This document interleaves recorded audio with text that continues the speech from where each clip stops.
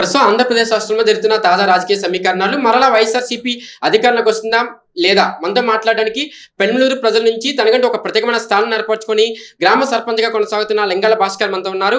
వారి మాటల్లోనే తెలుసుకునే ప్రయత్నం చేద్దాం. నమస్తే సార్. నమస్తే అండి. చెప్పండి, జగన్మోహన్ రెడ్డి ఎన్నికల శంకారాన్ని పూరించారు. వైఎస్ఆర్సీపీ వైనాట్ 175 అంటున్నారు. ఎలా ఉండబోతున్నాయి ఈసారి ఎన్ని? జగన్మోహన్ రెడ్డి గారు చెప్పినట్టు వైనాట్ 175కి 175 అనేది టార్గెట్ ఎట్టి పరిస్థితుల్లో 100% రీచ్ అవుతారండి. ఎందుకు ఇంత ధైర్యంగా మేము చెప్పగలుగుతున్నామంటే, మన సీఎం గారు ఏదైతే సంక్షేమ పథకాలు నవరత్నాలు అనేవి ఏదైతే ప్రజలకు వాగ్దానం చేశారో అవి 100% నెరవేర్చిన ఏకైక ముఖ్యమంత్రి ఎవరన్నా ఉన్నారంటే అది ఆంధ్రప్రదేశ్ ముఖ్యమంత్రి వర్యులు గౌరవ శ్రీ గారు అనేది మాలాంటి కార్యకర్తలను ధైర్యంగా చెప్తామండి. అందువలన మేము నెక్స్ట్ 2024లో మళ్ళా జగన్ గారు సీఎం అవుతారనడానికి ఎటువంటి అతిశయోక్తి లేదు. తెలుగుదేశం పార్టీ రా కదిలేరా సభలు నిర్వహిస్తున్నారు. ఖచ్చితంగా అధికారంలోకి వచ్చేది టీడీపీ జనసేన కూటమే. ఈసారి వైసీపీకి చరమగీతం పాడాల్సిన పరిస్థితి ప్రజల పైన ఉందని అంటున్నారు. సార్, రెండు మీటింగ్లు మీరు బేరీజ్ చేసుకోండి. వైఎస్ జగన్ గారు భీమిలి, దెందులూరు 2 బహిరంగ సభలు పెట్టారు. రా కదిలరా అని చంద్రబాబు గారు నాయుడు మీటింగ్లు కండక్ట్ చేస్తున్నారు. ఈ 2 సభల్లో ఇద్దరు నాయకులు ఎవరు? చంద్రబాబు నాయుడు పెట్టే సభలకి, మన జగన్ గారు పెట్టే సభలకి ప్రజల నుంచి ఏ విధమైన రెస్పాన్స్ వస్తుందనేది పబ్లిక్గా మీరు చూస్తే అర్థమవుతుంది. అంటే ప్రజల్లో ఏ నాయకుడి పట్ల ఎంత విశ్వాసం ఉంది, ఎలా ఉంది ఏంటి అనేది మనం ఊరికే సింపుల్గా మనం దాన్ని బేరీజ్ చేసుకొని అర్థం చేసుకోవచ్చు. చంద్రబాబు నాయుడు రా కదిలరా అంటే ఎవడు రావట్లే, అక్కడ ఖాళీ కుర్చీలు తప్పితే ఏం కనపడతలే. కానీ జగన్మోహన్ రెడ్డి గారు సభ పెడితే విపరీతమైన జనాలు, కిలోమీటర్ల వారు ట్రాఫిక్ ఆగిపోవడం. వీళ్ళంతా కూడా ఎందుకు వస్తున్నారు? జగన్ గారు చేసిన సంక్షేమ పథకాల వలన లబ్ధి పొంది వీళ్ళు ఈ విధంగా మీటింగ్లకు హాజరై వారికి ఆయన మీద ఉన్న అభిమానాన్ని వారు ఆ విధంగా చాటుకుంటున్నారు. అదే మేము చెప్పేది. అందుకనే మేము చాలా కాన్ఫిడెన్స్ చెప్తున్నాం. మళ్ళా 2024లో వైఎస్ఆర్ ప్రభుత్వం మళ్ళా వైఎస్ జగన్మోహన్ రెడ్డి గారు ముఖ్యమంత్రి అవ్వటం అనేది ఎట్టి పరిస్థితుల్లోనూ 100% జరుగుతుందండి. అంటే వైఎస్ షర్మిల గారు ఈరోజు జగన్మోహన్ రెడ్డి అన్నని విమర్శలు చేస్తున్నారు. కాంగ్రెస్ పార్టీ అధ్యక్షులు కూడా బాధ్యతలు తీసుకున్నారు. ఖచ్చితంగా కాంగ్రెస్ పార్టీ అధికారంలోకి వస్తే ప్రత్యేక హోదా తీసుకొస్తామంటున్నారు. అసలు ఏంటి షర్మిల గారి వ్యూహం ఏంటి?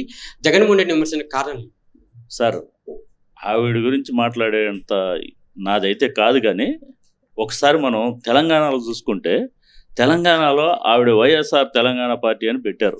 వైఎస్ఆర్ తెలంగాణ పార్టీ అక్కడ ఏం చేశారండి? ఆవిడ విత్డ్రా అయ్యి కాంగ్రెస్ పార్టీని ఇచ్చేశారు. మీరు ఆంధ్రప్రదేశ్కి వచ్చి మీ సొంత అన్నగారు అంటే మా ముఖ్యమంత్రి గారి మీద మీరు ఏం చేద్దామని, ఏం సాధిద్దామని ఇవాళ ఆంధ్రప్రదేశ్ ప్రభుత్వం ఇక్కడ మన ఆంధ్రప్రదేశ్లో ఎవరైనా సరే కాంగ్రెస్ పార్టీకి ఓటేయటానికి సిద్ధంగా ఉన్నారా? మీరు ఫెయిల్ అవటం తప్పించి ఇక్కడ ఏదో సాధిద్దాం, ఇది అవుదాం అని చెప్పి ఏదో ఆ కాంగ్రెస్ పెద్దలు మెప్పు పొందాం అనుకుని ఇది నానా యాగి చేయటం తప్పించి ఇక్కడ మీరు సాధించేది శూన్యం. జనసేన పార్టీ గురించి కూడా ఏం చెప్తారు సార్? ఖచ్చితంగా అంటే సెల్ఫ్ డబ్బా కొట్టుకుంటున్నారు అధికార పార్టీ నాయకులు.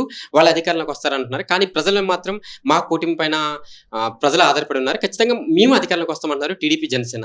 అసలు వాళ్ళ యొక్క సీట్ల సర్దుబాటు కూడా క్లారిటీ అనేది లేదు. అసలు ఏం చెప్తారు టీడీపీ జనసేన? అయ్యా, ముందు మీ ఇద్దరు ఏదైతే చంద్రబాబు నాయుడు గారు మీరు ములాఖాతులు ఎన్నిసార్లు అవుతున్నారో దాని మీద ఒక క్లారిటీ అనేది ప్రజలకి ఇవ్వండి. ప్రజలందరూ చాలా అయోమయ స్టేజ్లో ఉన్నారు.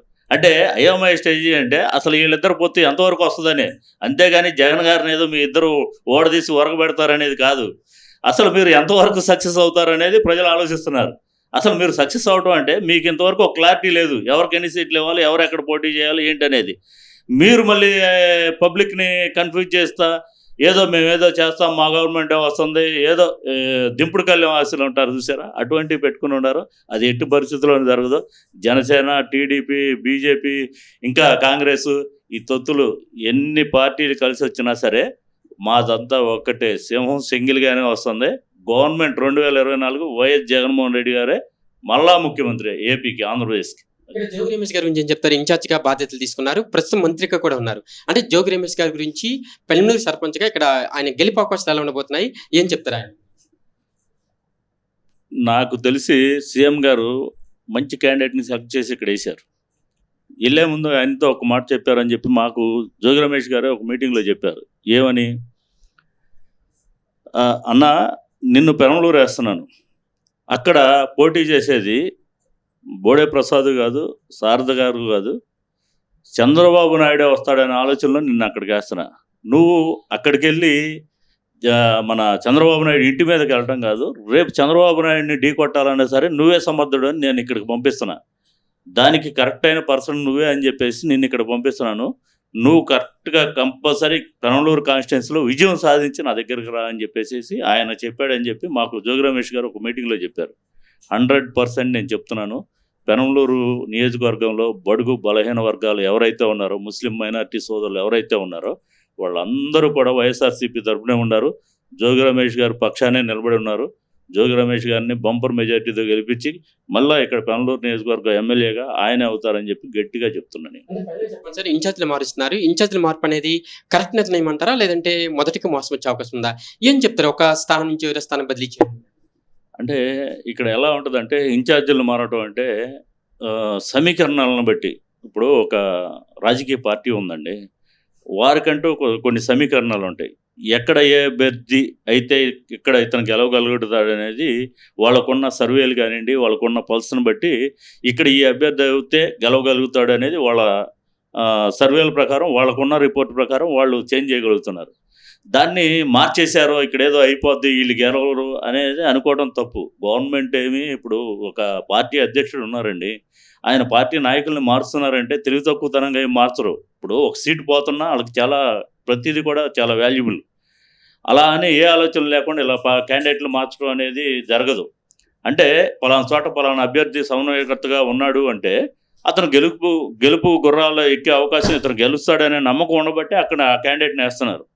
ఖచ్చితంగా మా సీఎం గారు అటువంటి ఆలోచనతో ముందుకెళ్తున్నాడు. ఆయన నిర్ణయాలు ఏవైతే ఉన్నాయో 100కి 100 పాళ్ళు నిజమే.